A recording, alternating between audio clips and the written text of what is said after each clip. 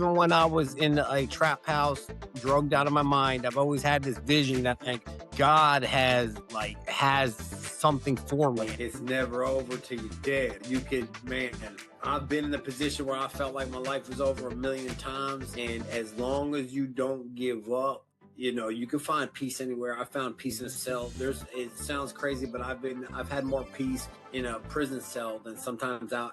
If you get back in touch with God, He can do things that you never even imagined, and just you can get your kids back. I don't know where that came from, but like if you're worried about your kids or whatever, I promise you can get them back no matter what it looks like. I got my kids back against all odds and hopes, and just never, if you don't give, you can't fail unless you give up. If you don't give up, you can never.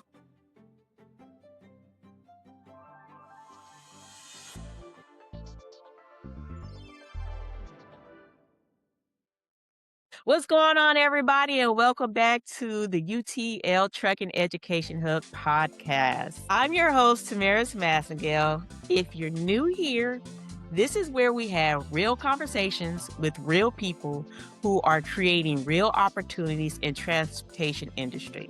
So before we get started, make sure you hit that like button, subscribe to the channel, and turn on those notifications so you never miss an episode. Now let's get into today's trucking truth. A lot of people are told what they can't do. They're told their past is too big. They're told they've made too many mistakes. They're told certain opportunities just aren't meant for them. But what happens when you stop focusing on the barriers and start focusing on the possibilities? What happens when you discover an industry where relationships, knowledge, and determination can open doors that people told you would never exist? Today's guest has built a platform around helping people see opportunities where others see obstacles. He's passionate about entrepreneurship, economic empowerment, and showing undeserved communities that there are legitimate pathways to business ownership and financial freedom. And one of those pathways just happens to be freight brokering. Today, we're talking about second chances, entrepreneurship, freight brokering, and why your current situation doesn't have to dictate your future. Joining us today, is Nathan Richard, better known as the Felon Entrepreneur. Nathan is on a mission to educate, empower, and equip people with the knowledge they need to create opportunities for themselves through business, transportation industry, and so much more. If you've ever felt like you're starting behind the starting line, this conversation is definitely for you. So sit back, lean in. Let's get to the trucking truth. Nathan, welcome. Yay. I'm so happy to be here. I love the introduction.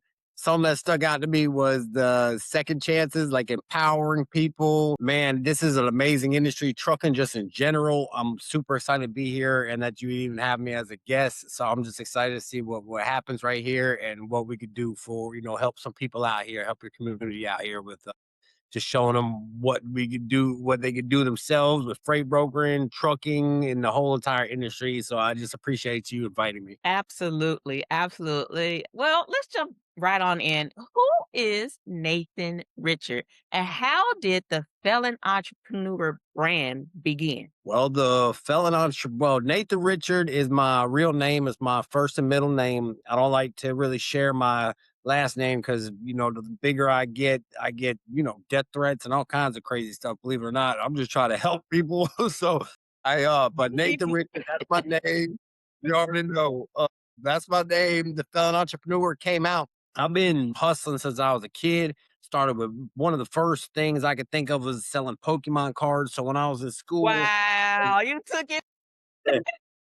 I was signing people up for a reoccurring revenue, monthly MRR, monthly reoccurring revenue in school. And I was taking the Pokemon cards and I was photocopying them on paper and then writing stats about them. Then I was going in and pass them out every week to the kids, and they would pay me $1 or whatever the case may be. And that's the first beginning of my entrepreneur journey. But the Felon Entrepreneur came out when I first jumped down on social media. I started calling myself, it was next level reentry because I just wanted to, I didn't even know where the path was going to come from, but I know that, I've done a nice amount of time in prison, probably about 15 years altogether. And I started a car dealership. And, the moment I started a car dealership, I felt validated as a entrepreneur. So I changed name to Felon Entrepreneur. And then as the years went by, it just morphed into, I've just taken people on my entire journey. And, Yeah. at the moment, freight brokering is a huge part of my journey. I've learned a lot, and I just know it's a skill that I could help people out. So I've kind of built my brand around entrepreneurship, but freight brokering is definitely a cog in the wheel, and Yeah. that's kind of how the brand came. Wow. You took me back with the Pokemon. I Yeah, used to I love bet. Pokemon. I still do. Me and my son get Pokemon cards all the time. You can't Really? really find them It's now, hard though. to Yeah, find them. It's I so was just hard to about to find say, 'em. you gotta find, like, randomly, like, I'll be at Dollar General, and they'll just get a shipment or something, but yeah, but we still collect Pokemon cards. I love Pokemon. Wow, wow. Well, how about explaining to us some of the challenges that you faced while you were building your brand? Oh, why? Wow, challenges. Well, the first one came when I started this car dealership. I had a friend who was this is the beginning of the journey. So I get out of prison, I fix my credit. I get out of prison and I get a business loan. And I put all the money. It was my first business loan was $15,000. And I take the $15,000, I drop it all in this car dealership. And the only reason I did it is because I had another buddy of mine who actually followed me on TikTok. And he was like, I have a car dealership. I'm a felon. You could do it too. And I'm going to help you out. So I just dropped all this money into a car dealership. And in Florida, you have to have a brick and mortar space. You can't have it can't just be like online. You actually have to have a store. And then Right, you have to have the certain signage, and there's got to be amount of parking spots, and then there's all these licenses and stuff like that. So I took this $15,000, I dropped it all into it, and then you could apply for your license. So you got to have the store. A inspector comes out. It's a bunch of different stuff, and then you could actually get the apply for the license. So I'm thinking my buddy's a felon. I could do it too. He never helped me, just for the record. Like, yeah, he said he was going to help me, never did. But whatever, neither here nor that's there. a I did it all shocker. myself. Yeah. I figured it out. I've had to drive to different counties to get copies of my criminal records, certified copies. I drove to Hernando County, Hillsborough, and I'm living in Panama City at the time. So Mhm. it was a lot of different logistics. Get the signs, get all the stuff, branding, everything, and they denied the license. And I was dead broke. Whoa. And that's the beginning of the Felon Entrepreneur, and I was distraught, and that was, like, one of the huge challenges that I had faced along with me getting out. It was hard to find a place to live, of course, because 'cause I'm a Yeah. felon, and I got a few different places, then the owners were selling the houses, and it was just a lot, but mainly starting out with that car dealership and losing 15 grand and going dead broke. I had quit my job and everything, so I, like, quit my job to go all in on this car dealership, and I went totally dead broke, and I'm still trying to recover from that initial blow, Wow. and that was about 3, almost 4 years ago. I'm still trying to recover. Complete transparency. I'm getting sued by the same bank that, I dropped all that on my YouTube too, but I'm getting sued by the bank that initially gave me that card. And I don't blame them. Like, I understand, but I'm going through court stuff, and just with that saying, so I'm still trying to recover. I haven't actually physically, Mhm. financially, or mentally, for that matter, recovered, but I'm here. I'm bringing people through it, and I haven't stopped. I've always pivoted into other challenges. I have not took one loss since I've been out. They've all been lessons. I've literally stacked skill upon skill upon skill, and it does. And, like, even though I lost all that money, I learned so much through that process, not only about people, about relationships, and branding, and websites, and it's just been able to translate into all the other aspects of my life. So I'm actually grateful that that happened. And once I come out of it and I'm on top, it's gonna be it's part of my testimony. Absolutely. I love how you ended that last statement is that you never actually had a loss. You turned that goal into a learning. And I believe that is very important, especially for our brothers and sisters that are coming home. You have to understand that you're literally stepping into a new world. You know what I'm saying? I love sci-fi movies and I love it so much is because it's depicting of my life, how you believe what you're seeing, but what you're seeing is not believable, if that makes sense, right? Yeah. So, no matter how much time, like for me, my time was less than a year, you know what I'm saying? But considering I was a person my entire life that did what I was supposed to do and never got in trouble, I always preached about staying, clean. And then one moment turned into a bad decision that led me to take, a 6-month federally funded vacation, as I like to call it.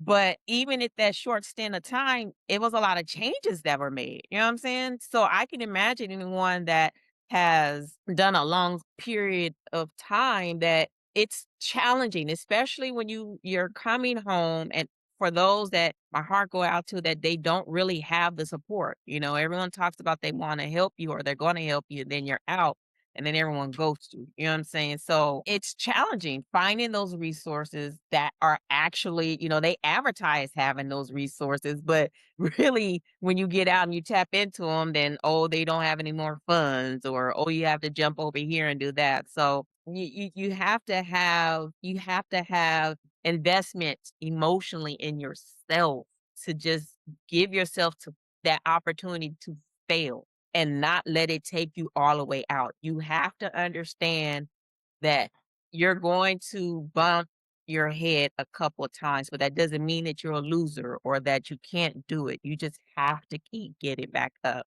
So with that being stated, I'm just curious to find out. I mean, you and I've already spoken about this, but I'd like for you to elaborate a little more about why you're so passionate about supporting the underserved communities and the felony community, why you're so passionate about it.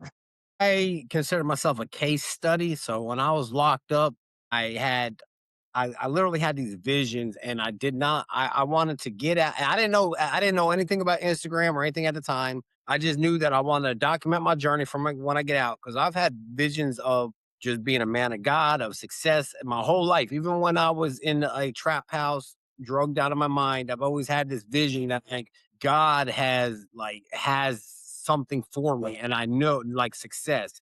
Right. So while I'm in prison, I'm going through, I'm having visions of everything that's going on. Yeah. And he's showing me like helping people. And I wanted to get out and like document my journey the whole way. And so I would like write stuff down and I wanted to be like the guy that gets out and becomes extremely successful, not for like me being successful Yeah. just in general, but I just want to show like it is possible because Yeah. I got no parents. My mom died when I was in prison. I've never had a father. I've been homeless, drug addict, alcoholic, you name it. I got out within 6 months. I had full custody of my son. I started living in an RV when I got out. Yeah. I jumped on a bike. I rode my bike to all these classes to get my son because the mother of my child I lost custody of him 2 weeks before I got out of prison. So I just got out. I Wow. had nothing. I put myself into a faith-based halfway house That's originally. I just wanted to switch what just my entire life. I didn't want to go back to the same place I've been at. And so I go to the faith-based halfway house, put myself in there and I get a bike.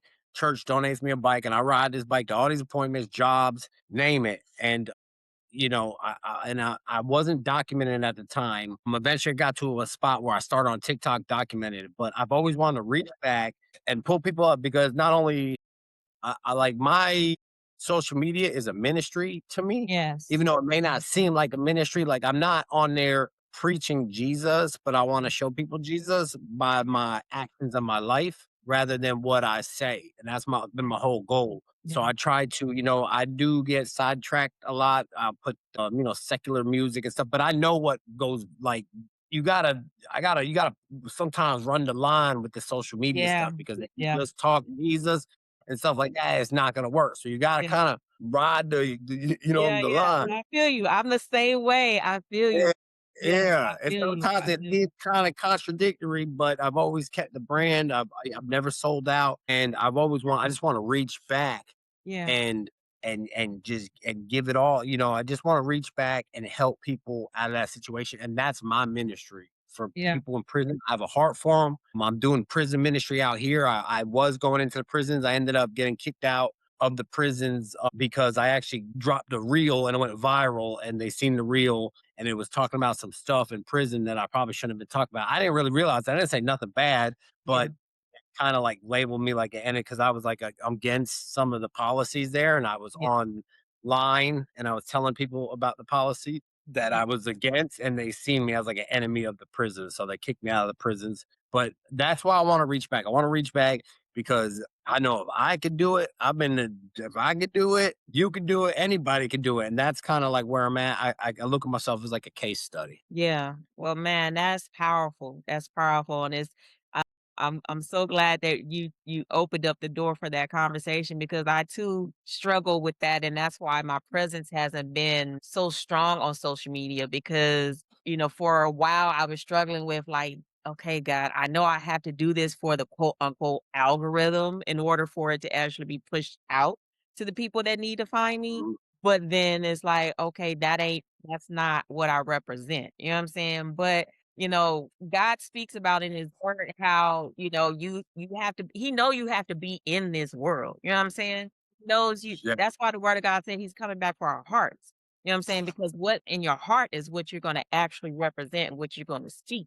So God is that's just like working a regular 9 to 5. You know what I'm saying? You're gonna be in there with unsaved people that's gonna do worldly things, but you gotta take care of your family. You know what I'm saying? So it's 100%. not you being contradicting unless you're finding yourself enjoying it and it's superseding what your purpose is to God. You know what I'm saying? So Yeah. that's what the Holy Spirit had to reveal to me is that listen, I, people are going to see my fruit through you by your action. What are you going to do when you have this platform and an opportunity presents itself? I talk about Jesus all day, every day.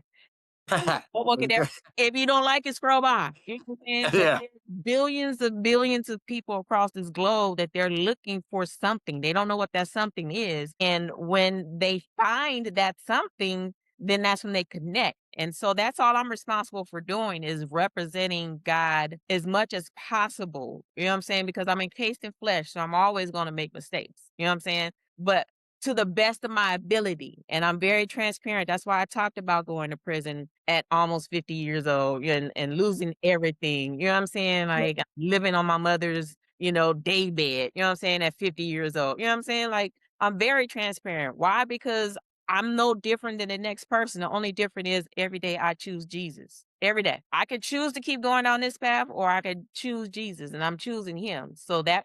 that pathway is not going to be any different. We're not going through nothing that nobody else is going through. The only difference is we know we're going to come out on the other end because that's God's word and it'll never lie. You know what I'm saying? Yeah. But see what happens like when you get me talking, I Yeah, get on that's a whole good, that's tangent. good. Yeah.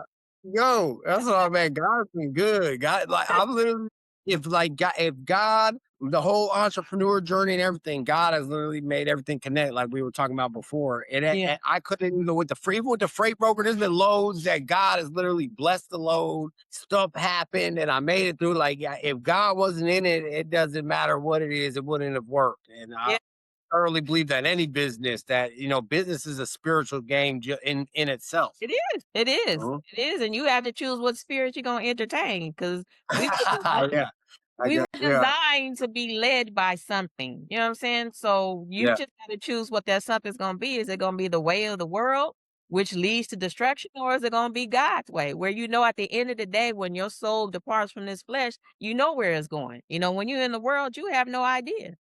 So I'm never ashamed to talk about him out and open, and I'm never ashamed to talk about and point out my mistakes because that's what makes us unique. You know what I'm saying? I love the trucking industry. I love to help people. I love to support.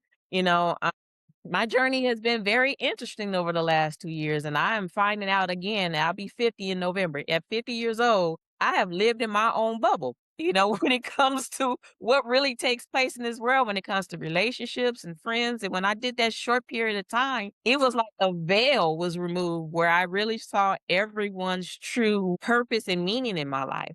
So that's a great segue to venture in for you, just for you to talk about what do you think are some of the major factors and struggles that reentry persons are visiting when they come back? I think that the major struggle and what I've seen in my own life was definitely housing because you get out, people don't want to give you a house or whatever because you have felonies on your record, and it's almost the same with the jobs. Although they're more lenient these days, the jobs are opening up, but a lot of homeowners, they immediately want to run your credit. Yeah. This is stuff I was running into. They want to run your credit when you first get out, and a lot of times you don't even have credit when you get out, or you've Right. messed up your credit. Right. You banged up your credit. You was doing crazy stuff, and so finding housing and not having a support system, not having family. Yep. And then also untreated addiction and alcoholism has been a Mm. major factor because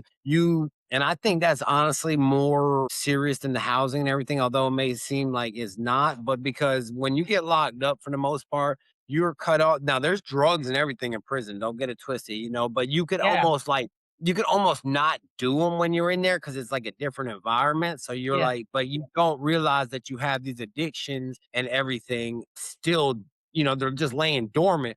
So Right. when you get out and now you're free and you got, if you're a guy, you got women, hitting you up. And then if you're a girl, you got you. So you got all these different people Yeah. coming at you. Automatically, you get into a relationship or whatever. Then all their baggage comes on you, and they got addictions, whether it be vaping. I see it all the time. I deal with people getting out of prison.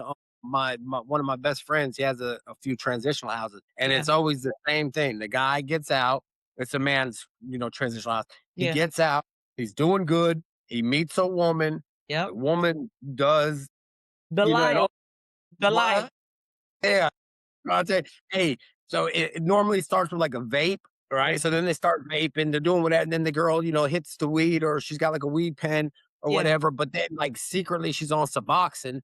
And then next thing you know, he has been out 2 weeks. He's on Suboxone, heading to the races, stops his job because he's, chasing this woman around. Yeah. It's the thing. They get on Facebook, they literally see the Yeah. same people, the stuff's hitting them, and that's normally what I see. But definitely the housing is a huge thing, not having a solid place to live, no support system, and the job thing. But although the job thing's better, but I am a firm believer if you want to work, That's right. you can work. That's Yeah, right. because you go get a job in McDonald's or like if someone will hire you if you want. Now you may not, it may not be, you may have an ego thing where you don't feel like that job's good enough for you, or they're not. Yeah. There's stuff like that, and you're like, oh, I'm not going to do that. But if you really want to work, you can get you a job. I guarantee you. That's a great segue into my next question about the mindset shifts and what you feel is necessary.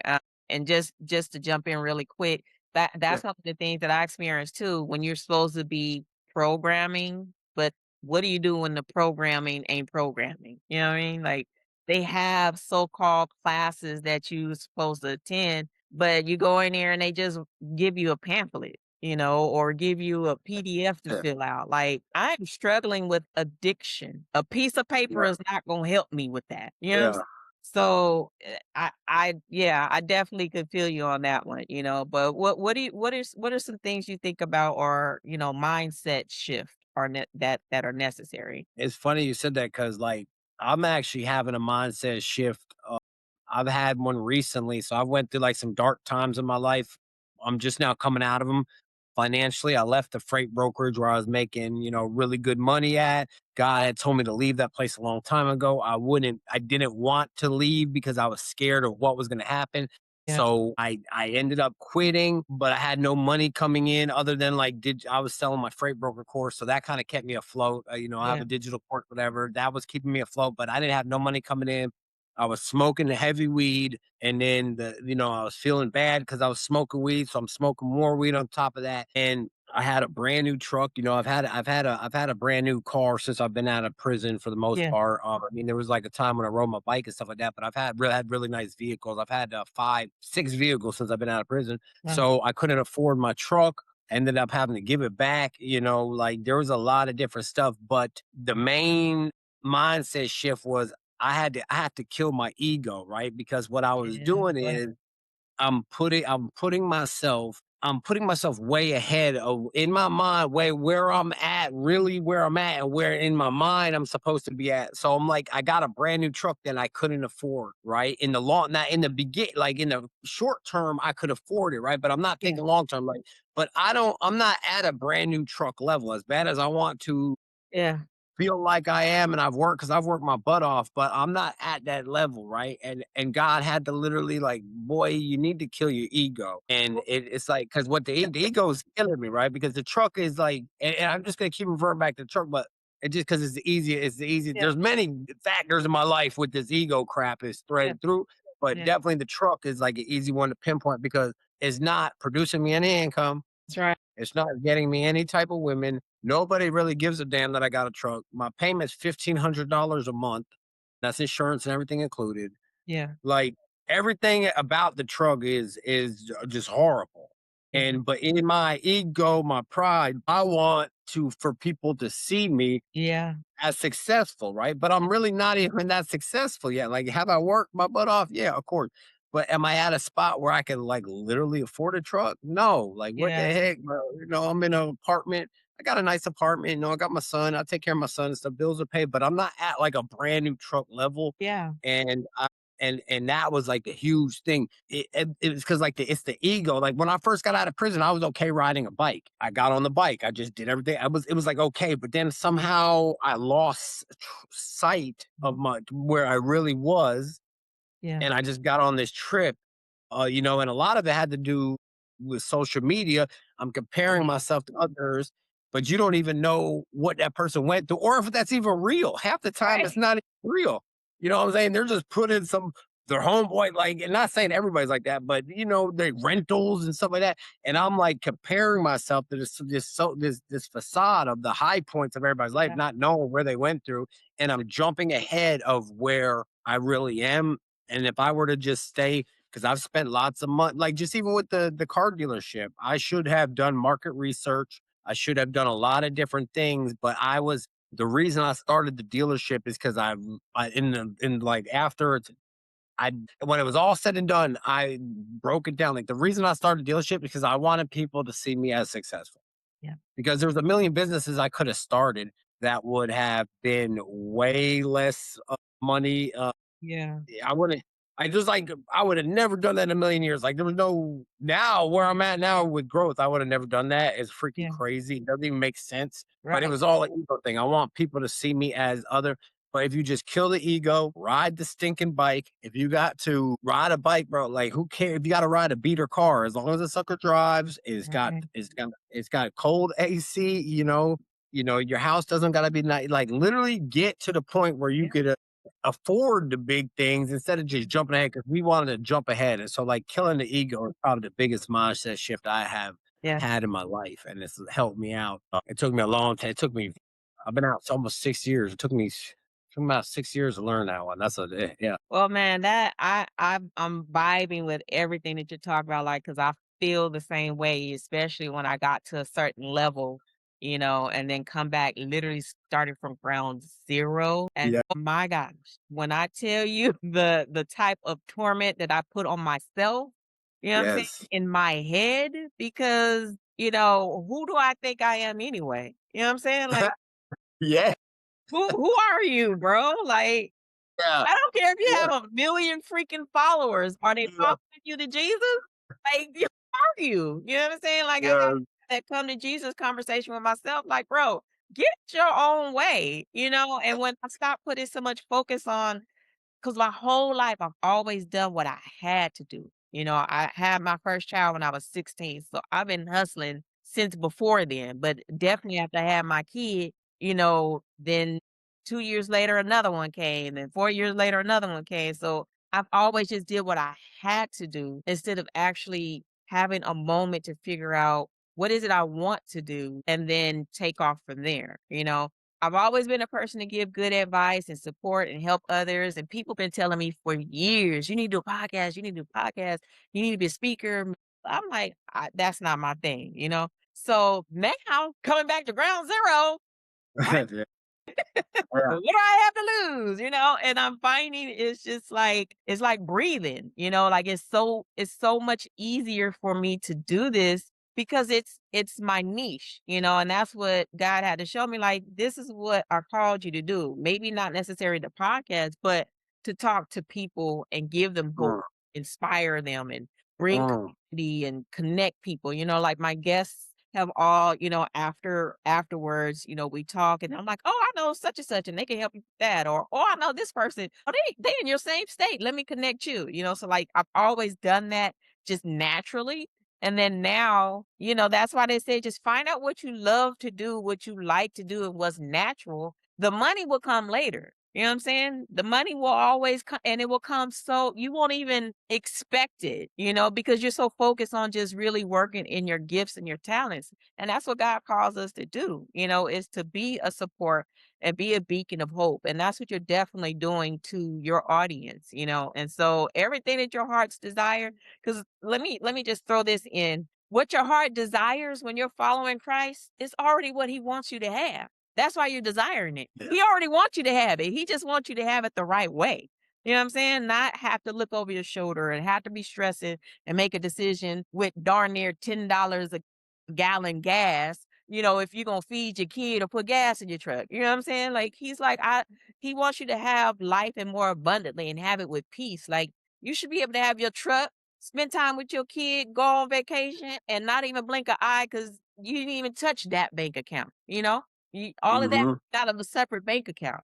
So that's what I love about trucking, and I'm so passionate about because anyone coming home, I teach freight dispatching. So that's an ideal industry because one, you may not have the transportation to get back and forth, or you might be on parole or probation or home confinement and you can't get out. You know what I'm saying? So that's what I love about this opportunity to use my learning, not my losses, my learnings to teach others how to position themselves and do it the correct way from start to finish. So that's my segue into for me to dig in and get some of your expertise about freight brokering. So what exactly is freight brokering? Can you break that down for anybody that's watching? Yeah, yeah. So freight, okay. So you got freight agents and freight brokers. So an agent is somebody who works for a freight brokerage, and then a freight broker would be someone who has a broker authority for himself. I use the word freight broker all the time because it's more catchy. It's more like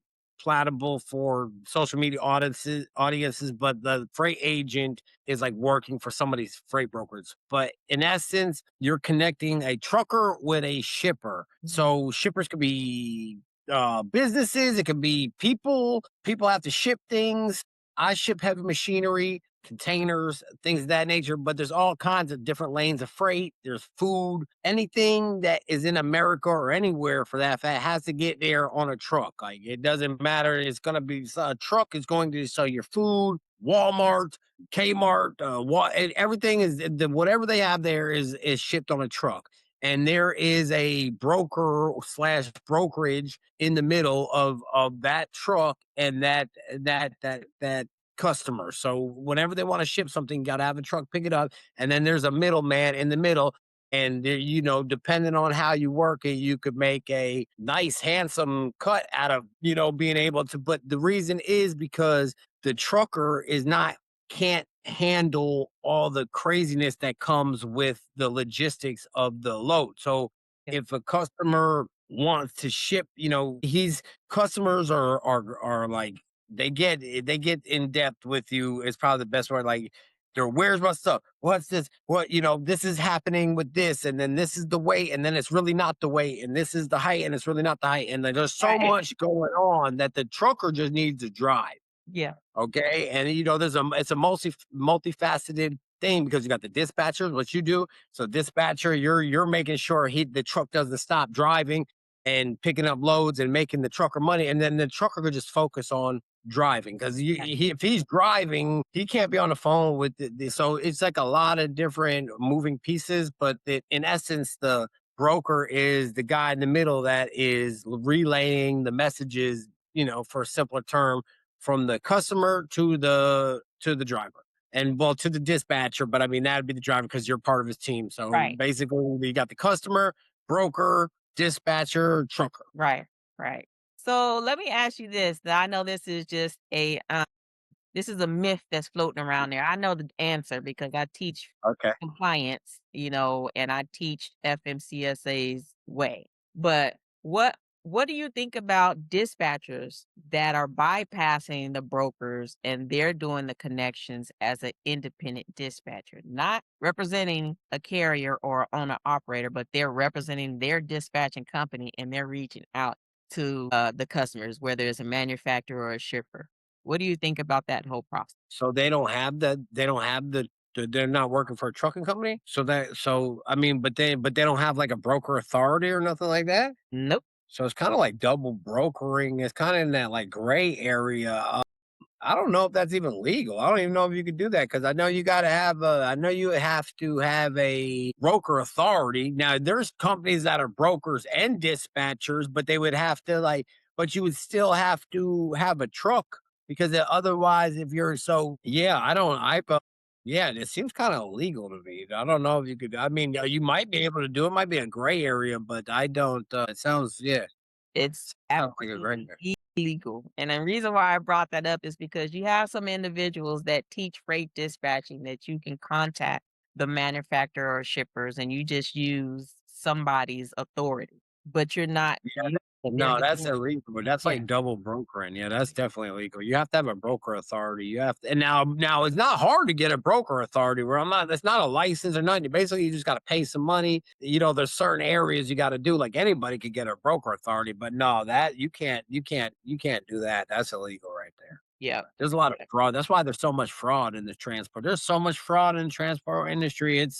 It'll blow your mind. People trying to steal freight, trying to steal cars, trying to steal what is double brokering. They're getting a load from you and they're passing it off to somebody else. And yeah. like you don't even well, that's definitely illegal. That sounds illegal. Yep.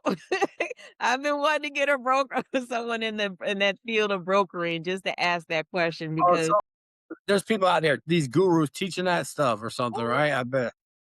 yeah. Yeah. Yeah. Oh, that It's sounds one yeah, it's one person in particular that, she's done it for a long period of time. I even bought the course and then once I started studying, because I'm heavy on compliance. Like I want to know what you're not supposed to do, and then I can take off from there. No matter what I do. If I know what you're not supposed to do, then I will avoid what you're not supposed to do and I'll make my own way from there. yeah, Right? 100%. Yeah, if you move freight, you have to have a broker authority. That's why if You you're have to have making your money, own broker authority.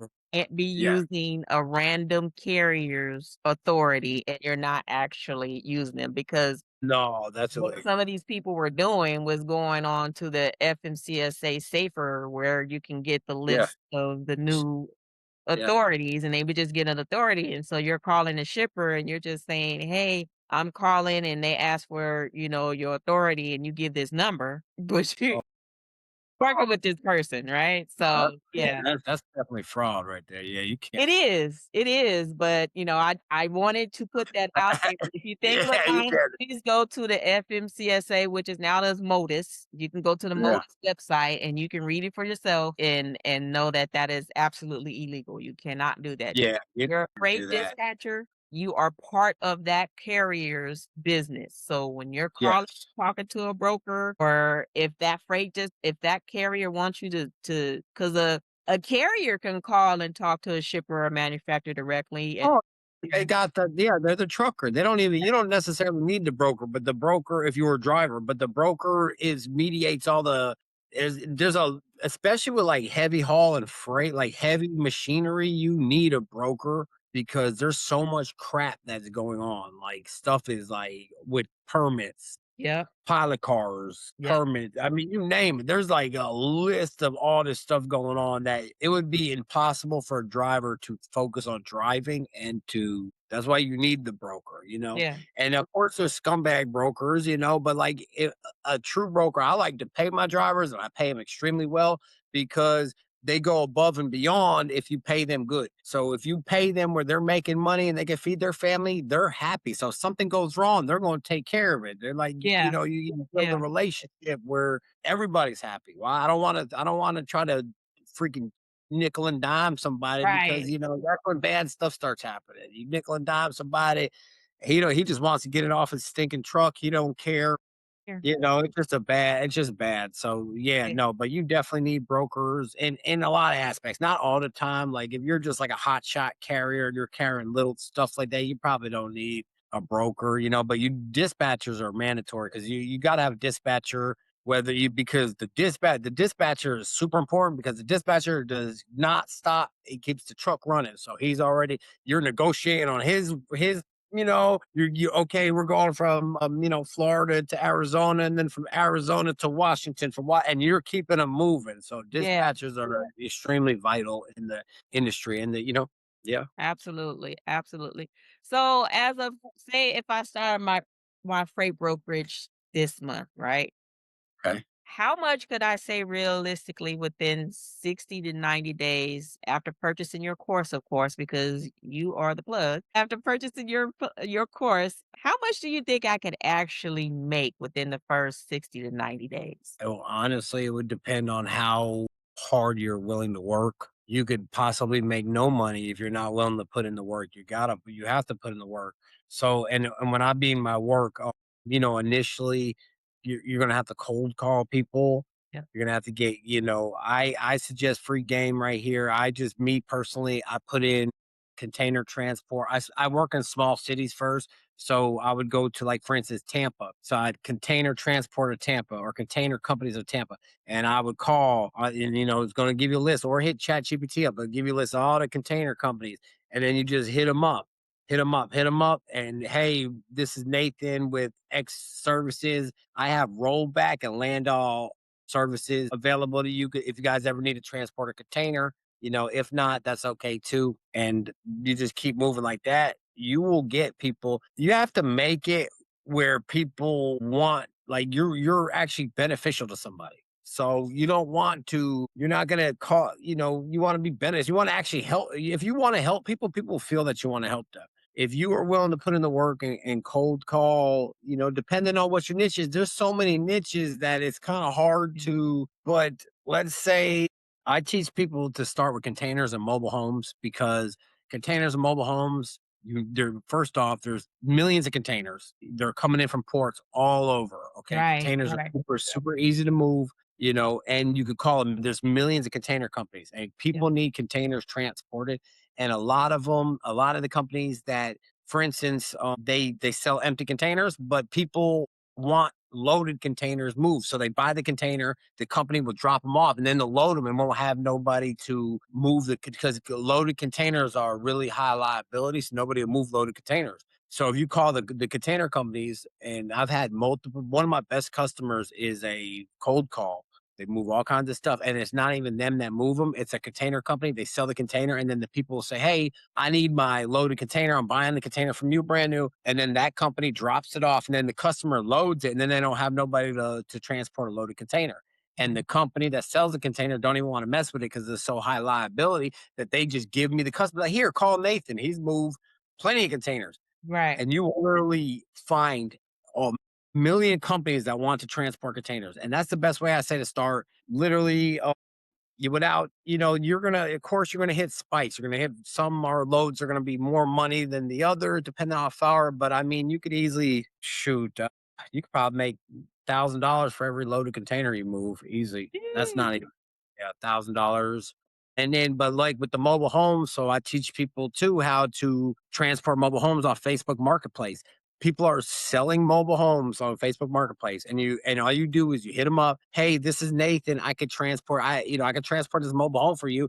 If you need anybody to transport it, I can help you. And if not, hey, we part ways as friends. Not a big deal. You won't believe how many people say, "I would love that." Hey, or you say, "Hey, hit 'em on Marketplace. Hey, if you find a buyer for that mobile home, I could transport it for you. I'll give you a quick quote if you want to, put the quote in for the buyer because people be hitting them up. Hey, how much for this mobile home? Well, how do we get it here? So they say, well, I Right. got this guy right here. So what they do is they'll hit you. So the owner of the mobile home, he's literally hitting you up for quotes from multiple people trying to Mhm, buy the home, and mhm. you'll kill him like that because guess what? The minute he sells that home, you're gonna be the one he goes through because you've already been quoting him so many times. And it's kind of like time, but you'll find mobile home, you'll make 5 grand easy. You make profit. I'm not saying like I'm saying you paid the driver, you paid everything, you'll take away $5,000 in your pocket. You make no more. Wow. And the Free whole thing about game, free game. yeah, no, there's a lot of money in mobile homes, and all you literally have to do is you got to know how to quote it. If you the whole game is quoting. If you don't know how to quote, then you have to be able to quote it. But you quote it right, and then you call a mobile home transport company and have them move it. But a lot of times let me just put y'all a game real quick. Okay. So with the mobile home, so you call a mobile home company, you get them to prep the home. Okay. So you call a local mobile home company. Hey, it's going to need axles, tires. Most of the time, is there a tongue? Is there not a tongue? I mean, there's like little questions you got to ask. But boom. So you call a company, you get a quote. I already know. I mean, I've been doing it so long. I know how to quote a customer for like the prep and everything. But let's just say, for the most part, on average, your prep work is going to cost about $2,500, as long as there's no axle, as long as if you have to add axles to the home, is different. But let's say your prep work on average $2,500, and then you're going to have the setup of the home. Yes, let's say it's a single wide, not double wide. So you got a setup too. So you're looking at about another $2,500. So it's $5,000 off top, and then X amount of miles you quote. But here's the great part. So you call a local company to prep the home. Say we're moving, for the easiness of it, we're moving from Florida to Georgia. So you call a Florida company to prep the home, and then you call wherever they're going in Georgia company to set the home. Yeah. And then you just post that sucker up on Truck Stop or DAT board for a power only with a adjustable ball hitch, because semis have adjustable ball hitches on. Yeah. So you don't even need a mobile home mover. You'll catch a semi. Now you're going to probably have to pay, looking probably depending on how wide it is, because there's permits and pilot cars and everything. But Right, as right. far as probably looking at about $8, $9 a mile, maybe $10 a mile, plus the 2,500 for the prep, 2,500 for the setup, $10 a mile, and then however much your permits and pilot cars are.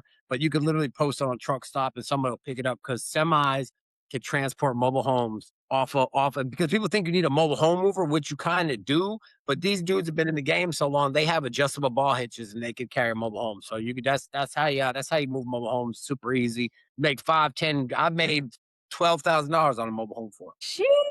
That's a double wide now. It's a double wide now. So Oh, but no, double. Okay. I'm talking about 12. I'm not saying I paid the driver and I still had $12,000. I had to split it with the brokerage I was at. So it's not like I took in $12,000. I took in like $6,000, because we have to do like a 50-50 thing. Yeah. But mobile homes are super easy. That was amazing. You broke that bad boy down. Oh, so I probably sounded complicated. I figured that, but Facebook Marketplace for mobile homes, I would start on Facebook Marketplace for mobile homes, and all you got to do is hit the people up selling the home. Hey, if you find somebody that wants to buy the home, I'll give them a quote for transport. And I get people. I've never had that fail, because who wouldn't want a quote? I'm helping you sell the home, Right. and that's kind of where I was going with the whole thing. You want to help people. You don't want to. It's not in it for you, it's in it for me. And someone's selling their home, their mobile home needs to sell, and they love you for it. Absolutely. Absolutely. Well, I know we gotta wrap it up really quick. So I have this section that I'm trying out, and it's called lightning round, right? So I'm gonna fire off Okay. one word or the other, and you're just gonna say which All one right. it is, and then we'll go from there. Ready? All right. Let's do it. Yeah. All right. Books or podcasts? Books. Employee or entrepreneur? Entrepreneur. Phone calls? Phone call. Okay. Biggest business mistake? Dropping a lot of money into a industry that I knew nothing about. Best business decision? Trusting God. That's real though. I ain't joking. Like, God has made this business thing work the whole time. If you don't, you need to try it. I'm telling you. Okay. One word that describes your journey. Hard. Wait, that's the truth. What Hard. does success mean to you today? Say What does success mean to you today? peace. Woo! Telling you. That need to be on a t-shirt. Yeah. Yeah. So 100%. one final question for you before I let you All go. right. If you could speak directly to someone sitting in a prison cell right now who believes that their life is over, what would you say to them? It's never over till you're dead. I've been in a position where I felt like my life was over a million times. And as long as you don't give up, you can find peace anywhere. I found peace in a cell. It sounds crazy, but I've had more peace in a prison cell than sometimes outside. And I'm not saying you're not missing anything, because you got kids, and I know you got kids, Yeah. but just your home is what you make it.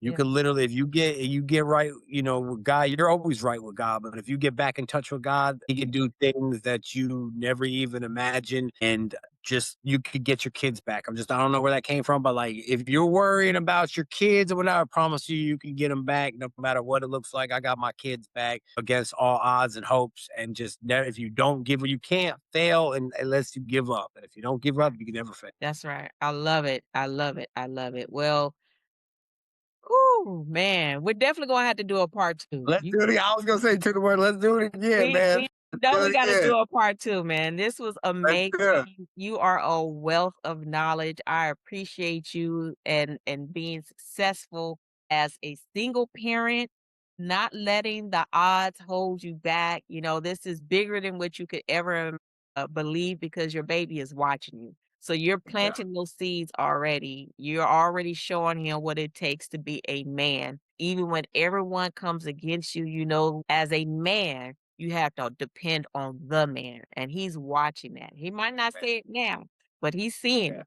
He's seeing Yeah. it, you know? So my hat is off to you, man. I appreciate you so very much. I appreciate you. I love this. This is way better than I expected, honestly.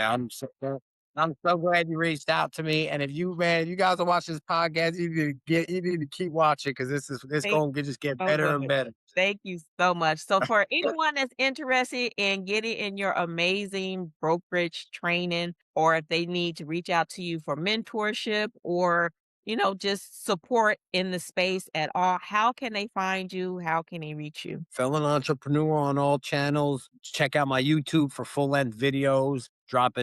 Just dropped how to fix your credit after prison, how to get business loans after prison. It's all on my YouTube. Felon Entrepreneur on Instagram, all that. You can DM me. I'm here. I try to answer all my DMs and stuff. It gets hard sometimes because I get a lot of DMs and stuff, but I do try to answer them.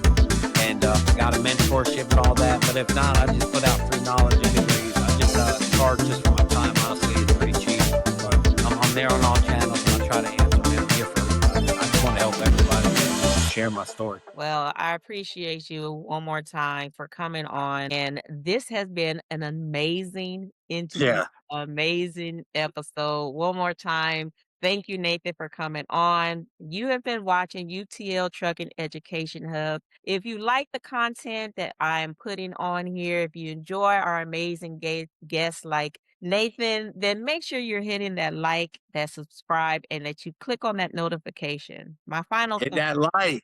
hit that Hit that like. like. Subscribe. Let's go. Yes, yes, yes. You can make excuses or you can make progress, but you usually can't make both. Now that's the trucking truth. Till next time. I appreciate you.